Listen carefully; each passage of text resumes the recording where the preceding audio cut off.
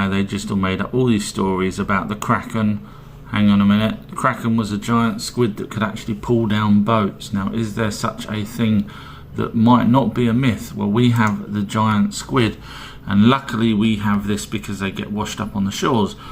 But I mean, our ones are absolutely massive, but could they have been older, say 100,000 years ago, or even 3,000 years ago?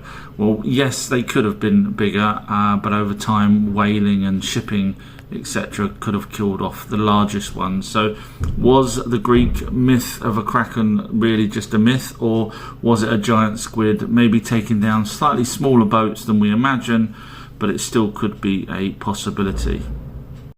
While I was doing a live chat, someone said to me that myths are just myths, because I was talking about Greeks, etc., and they said no, myths are all just myths. So I thought I'd just do some videos showing that myths can actually end up being true. So this one is called the 7 Pagodas of Mahalab. I'm terrible at pronunciations, you can probably read it there. Now the story goes that there was 7 of these in total, and they were marvellous, and the gods didn't like the fact that these temples were marvellous, so they sent a flood and 6 of them got destroyed and just left this one. That's the story. It's a myth until 2004, an earthquake caused a tsunami in the Indian Ocean and it ended up revealing the remaining temples. So it wasn't a myth after all. So I'm just saying, next time people say a myth is just a myth, when we've got evidence that myths turn into real things, just bear that in mind. In Greek mythology, Hades was what we would call hell. So how come we haven't got a more modern version of hell? I mean, hell, the actual word, is derived from an Anglo-Saxon word dating back to 725 AD, Anno Domini.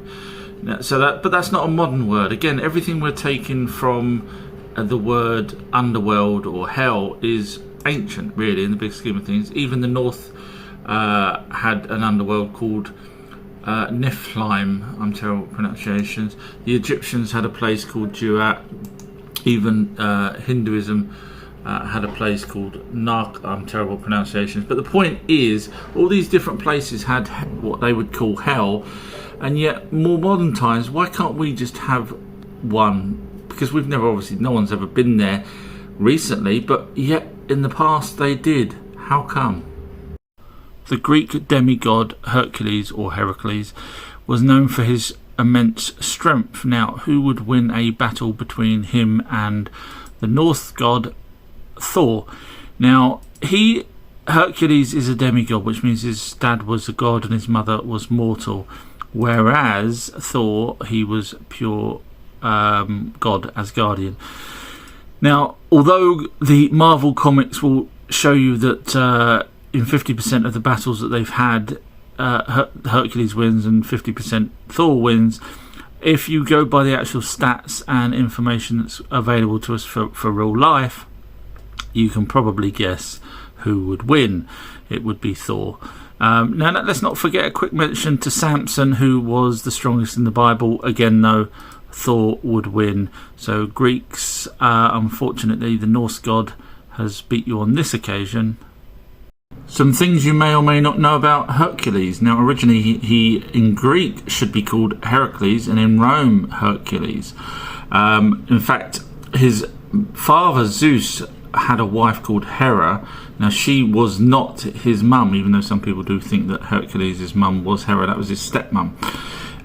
Zeus had a relationship with a human woman called Alcmena, who then gave birth to, well, his name was actually Alcides at the time, but because Zeus was upset that Hera was upset, he decided to change Alcides' name to Heracles to match Hera, his real wife. Now Hercules' sister, half-sister, is Athena, who gives him a sword on one of his journeys. So